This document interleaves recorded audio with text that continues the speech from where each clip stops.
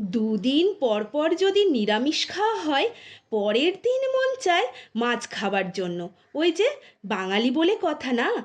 তবে এই রকম ছোট মাছ হলে আর তো কথাই নেই। কিন্তু এই রকম ছোট মাছ কাটা বাছা খুব ঝামেলা।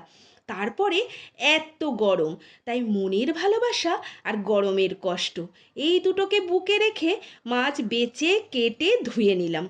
এরপরে ভাবলাম এটাকে কিভাবে করা যায়।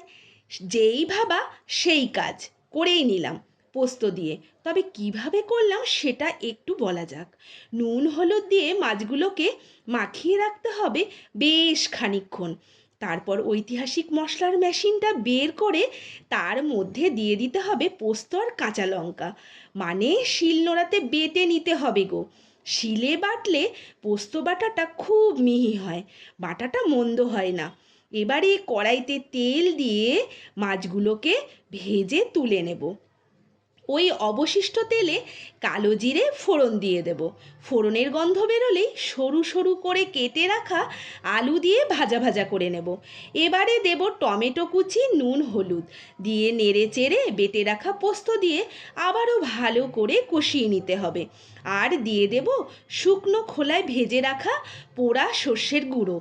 এটা দিয়েও নেড়ে চেড়ে পোস্তর বাটি ধোয়া জল দিয়ে দেব আর চেরা কাঁচা লঙ্কা।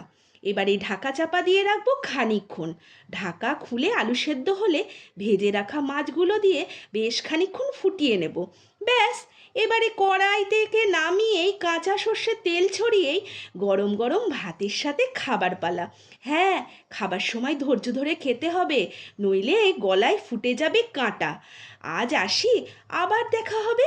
কি, নমস্কার।